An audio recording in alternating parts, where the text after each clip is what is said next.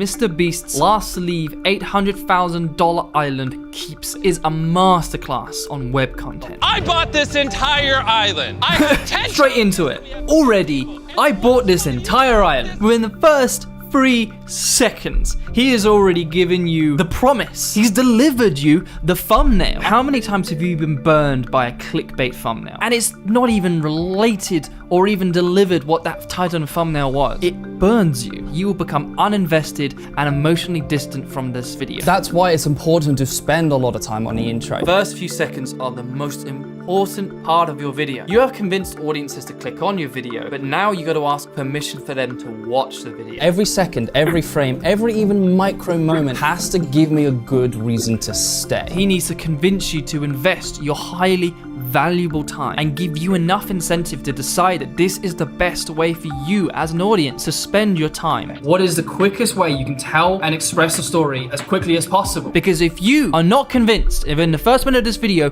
you're not gonna watch the whole fucking 22 minutes, you've already clicked off. So it has to be fucking good. And what we're working towards here is what we call the story economy. If you're setting up some tools in Act 1 or some concepts in Act 1, they should pay off in Act 3. I'm currently in the middle of the ocean and I'm surrounded by sharks.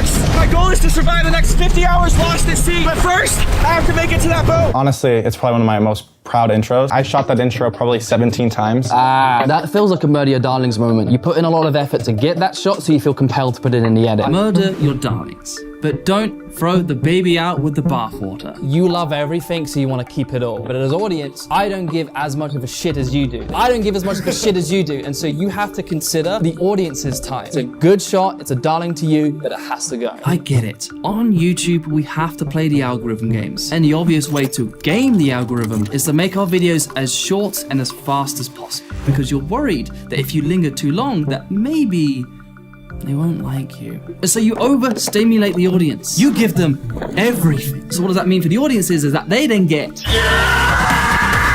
that. But sometimes giving them everything will actually give them nothing. You're using fast cutting to generate a sense of tension. A lot of the cuts feel very disconnected. Each shot was not reacting to each other. The other aspect towards this is look how Jaws did their climatic sequence. Shark's getting closer, setting a sense of space.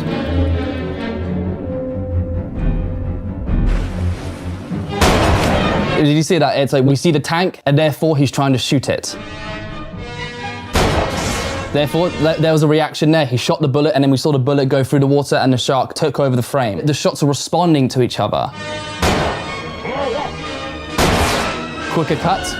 1, 2, 3. The cuts started getting a lot more faster because the shark's getting closer towards us. And then with this huge height of like pure terror, is he about to get killed? Bang! Let me tell you what I think this could have done. A cold open. The movie The Matrix. It does a whole 10-minute sequence where we see Trinity running away from these agents and not a single question is answered. I want to know the answer. And that is now giving me a retention and attention attitude towards this. So I don't have the actual footage, but all of that should have been gone. You're in the middle of the ocean without any context. Let's just see how this feels with the removal of context.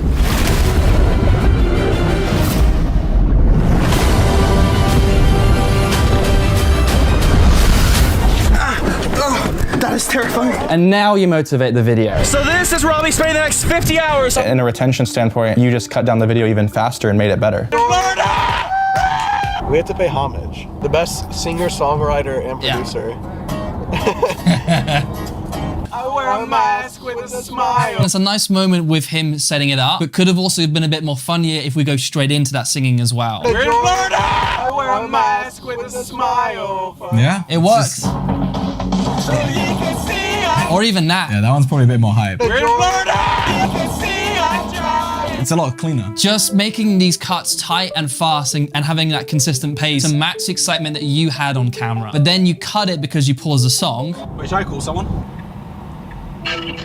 Yeah! So like the music's cut. However though, it's such a great vibe. Keep the music, but now in the edit. Yes, keep the music in the edit, exactly. Yeah! Hello! Kind of just adds just a bit more of a nicer energy. Yeah. It's kind of cheesy, but I kind of love it. I like it. Yeah. And then you can use this opportunity to then transition into the next scene. All right. If everything's dialed up to a 10, then nothing is actually a 10. Why do you think in your mind you have to feel compelled for everything in this whole video to be a 10 and not have moments where the dial's probably turned down to a 2 or a 3? TikTok has told us that it has to be fast. Fast cutting doesn't give us a sense of emotional experience or emotional investment, because by the time we're trying to process what just happened, we're moving on to the next emotional beat. So because we're spending too much fast time on that emotional beat, we don't actually have a time to invest in that one. And so there is just constant visual noise. I feel, okay, kind of obligated to keep on watching rather than being emotionally engaged to keep on watching. As a creator, you can let moments breathe just a little bit more. You don't need to keep the pace up as fast. We're not having to learn how to tell the content fast. It really genuinely means is how can we find out how to tell the content better? The true secret to retention, to attention, is to get me emotionally engaged and to bottom line, make me care. They might have been entertained, but how much were we able to really spark that emotional experience as well? You could optimize your content for that maximized retention. But if you don't make me care about you, your friends, or your adventure, I'm not gonna be satisfied with your video. Significant amount of editing is just presenting the emotion that they had when filming. Spectacle is all over YouTube. It's what drives our titles and our thumbnails. However, for me, the problem is, what is the context and reason for this spectacle? To put it simply, what's the what? The audience actually wants to work for their meal. They just don't want to know that they're doing that. We would call this the unifying theory of 2 + 2. Make the audience put things together. Don't give them 4, give them 2 + 2. And I don't think we particularly do 2 + 2. We do 4. We present ourselves in a very literal sense and give our information as bluntly as possible. Hey guys, today I'm going to be traveling across the entire ocean to find my kidnapped son. If you're a YouTuber, you're a storyteller. And I think you want to be able to tell 2 + 2. So how do we do that? Know your want, know your need, and know your flaw. And ask what story or journey could that create? And with your spectacle idea, ask these questions. What do I want? What happens if I don't get what I want? And what will I do to get what I want? And if you can have those questions and use a spectacle to answer those questions, you will make your audience care. Imagine you're about to play a really fun board game, and then your friend grabs the rules and decides to read them out loud, word for word. I mean, don't you hate it when people do that? You want to get to the fun, but then there's this boring lecture on how to get there before you even started. You're telling us everything. You have the capability to show us this. That I told everyone everything, but that doesn't mean it's a good story. It doesn't mean it's a good story. And sometimes just trusting myself more too. Trusting the shots, not adding voiceover. So far, every voiceover that we've added has been useless. Time for my friends to officially leave me in the middle of the ocean. At this point, I realized how dangerous the ocean is. Luckily, I found something that will help with the extreme. I would have cut out all of this voiceover so far. Well, that's how an exposition dump can feel in a film. An exposition dump, also known as laying pipe, is when you read out all of the rules of the story with 0 elements of fun. A way to remove exposition dumps is to utilize the Pope and the Pool technique. The Pope and the Pool gets its name from the movie The Plot to Kill the Pope. In this film, spies visit the Vatican and inform the Pope that someone is plotting to kill him. It's a textbook exposition dump. But instead of setting the scene in an office or some kind of precinct, the writer sets this scene in the Vatican's pool. What this means is, while this is happening, the audience is thinking, I didn't know the Vatican had a pool. I didn't know the Pope could swim. Hang on, is the Pope wearing a Speedo? And before you know it, you've learned the rules of the game because you were entertained while it happened. If you're gonna tell us the rules of a board game, add an extra element that can keep us entertained, trick us into listening. Music is the biggest influence in creating the feeling of your video. What I mean by feeling is the quality of the emotional experience created by the content. How much money am I holding in my hand? So you're holding $750,000 right there in your hand.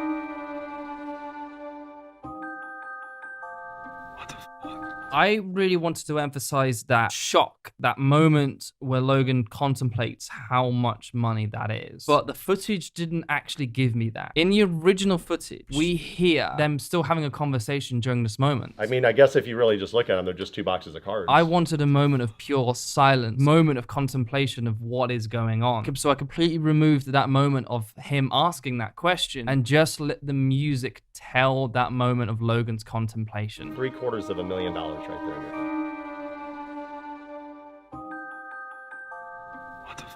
What you experience in life, what content you specifically enjoy, what resonates with you on a creative level and influences you, will mean that you will not create an exact copy. Since your voice and your personality is unique, it will make it your own. Every piece of new media exists because it's been influenced by something they've seen before. It doesn't matter if it's been done before, because you're the one who's doing it, and you will make it unique.